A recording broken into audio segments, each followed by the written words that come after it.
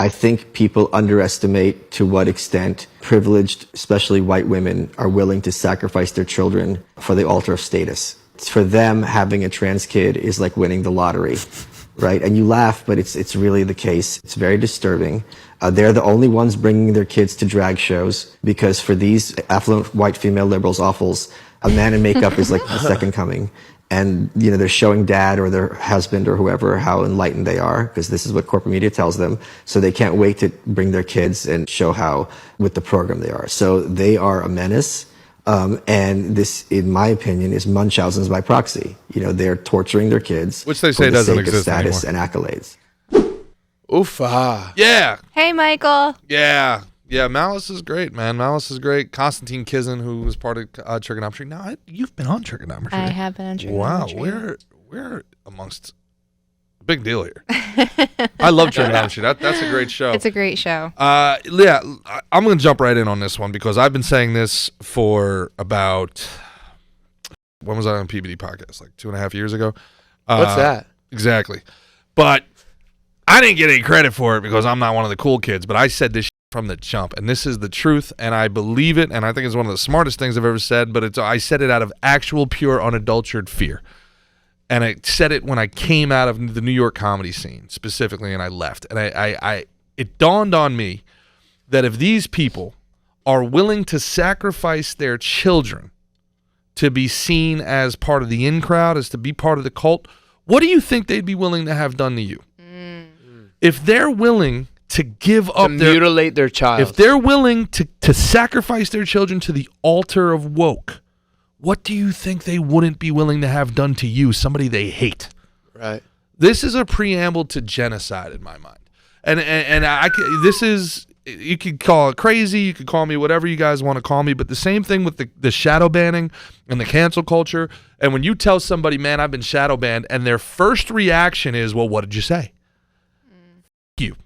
Whoa. Fuck you. No, because why can't someone say, what did you say? Because I might ask that question just to be curious. Yeah, but the people be that like, what'd you say, dude? Like, but the people that are asking it to be curious are very different than the people I'm talking about who are essentially victim blaming and saying, well, you shouldn't have said that. Well, you knew the rules. No, that's not how this works. In a world where we live half of our lives, some of us more digitally, that was so you're saying someone who goes, well, what did you say? Who like says it like that and like I'll just call it the white women, liberal white women. Okay, so those people have no problem. Awfuls. The awfuls have no problem with a digital genocide. They have no problem with a digital gulag. Just disappear in the middle of the night. We're gonna take you and put you in the digital gulag. Well, you shouldn't have done what you did. Off to the camp with you, digitally. Right, you can't make money anymore. You can't have your online presence. You can't promote. You can't live in civilized society with the rest of us, pure bloods, or us pure digital bloods. You can't. Right, you're a dissident. Yeah. So these people, to me, man, you know, just to finish up the thought, my biggest problem from the last 3 years is that there's been no acknowledgement of fault for the people that were manipulated, whatever. And then now there's this whole thing about amnesty and, hey, we were just trying to do the right thing. We were working off the knowledge that we had. Okay, fine, whatever. Apologize and acknowledge that what you did was wrong, because otherwise what you are is a threat to my very existence. You weren't wrong. It wasn't a mistake. You are a dangerous rule follower who will turn on me to show them that you're with them. You will tell them that I'm hiding in the attic, and I will be f***ing eradicated. But it's okay because you're one of the good people. And that's how I believe. And it's not on me to not believe that anymore. It's on people like that, those awfuls, to prove to me they're not a threat to me. I'm done with them until they show otherwise. Candice? Well, I was trying to look up how much that industry makes, like just specifically with kids. It's hard to find, at least at like a quick search, but it's estimated to be over like a $2 billion industry just for the reassignment. That's not taking into account therapy, hormones, everything. So it's a multi-billion-dollar I've read industry. It's $2 million soup to nuts, or per nuts. per person. Per person. But then you have the hormones, which is forever. I think it's so. But the beginning of, again, I don't. I just read this, and I'm going off the top of my head. I don't have the numbers in front of me or the source, but I read that teenage transition from the beginning, from the therapy to then the actual full transitional therapy, hormones and everything, is $2 million per patient. So, and I mean, that's a remarkable. I mean, if you want to talk, so you're talking about like perverse profit incentive? Well, that you have to look at, you follow the money. That's the obvious one. I've been reading this book. It's called People of the Lie by Scott Peck, M. Peck, I think, and he wrote The Road Less Traveled as well.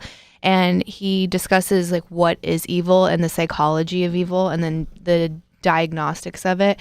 And the way that he describes it is that children experience the most evil because they aren't able to get away from it. They're stuck with their parents. They can't fight. They can't flight. And oftentimes it is parents that are inflicting evil upon them because there's also like they're available.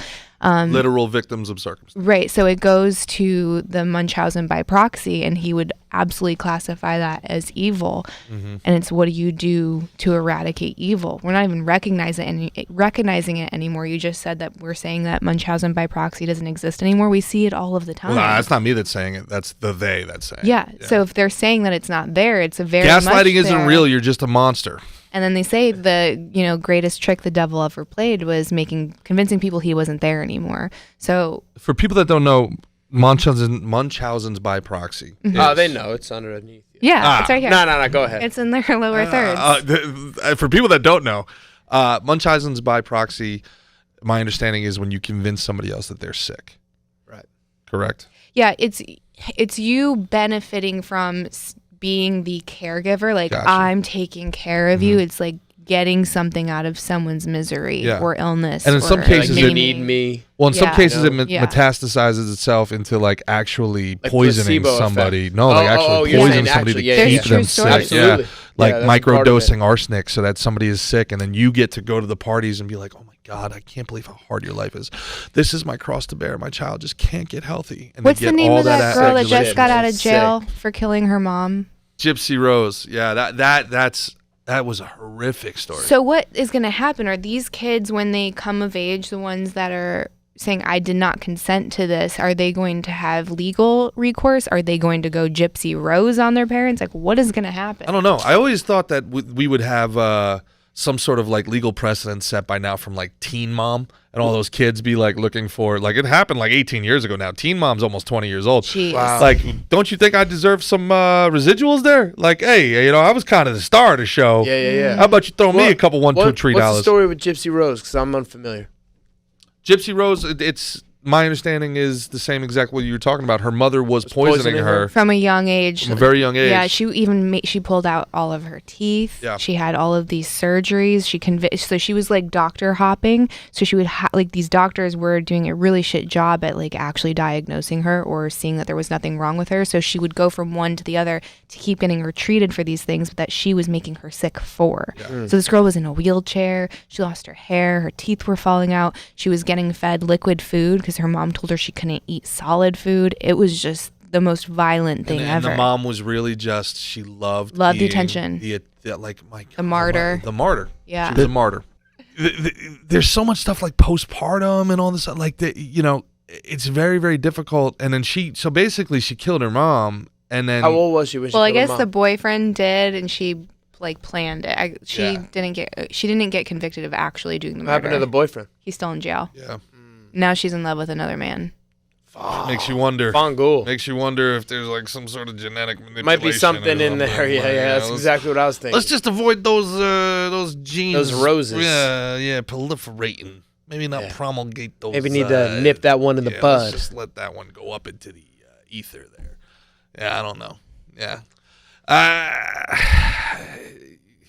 But now you take that and you multiply that by a military and industrial complex that is weaponizing information systems against these people. So take what happens to somebody like that one monster who, oh my God, that's the worst story I've ever heard. Thank God I don't know anybody like that in my life. And then take somebody who thinks like that and put them in charge of a Operation Bluebird, CIA level brainwashing campaign that uses everything at our internet and our social media at their disposal to convince us that the world is ending. We need degrowth. We need depopulation. It's like industrial Munchausen's. It's what was the effect that people? What was the term that people were using? That then again they said it's not a real thing during the end of COVID. Peter McCullough was talking about it a lot. What was the term that they were using? Oh, something mass psychosis. Yes. What was it? What was it? It was mass something psychosis. Mass formation psychosis. There you go. Basically, mass formation psychosis, by what he was saying, is that they were attempting to separate people from reality. They were trying to. I mean, it's really, honestly, it's really a really fancy term for brainwashing. It's a fancy term for brainwashing. You're all sick. Stay inside until we tell you what to do, and that's what happened. I mean, you can make a very, very, very compelling argument that what Fauci and the CDC did to the entire nation was institutional Munchausen's by proxy. So, yeah, anybody that supports them, they're my enemy.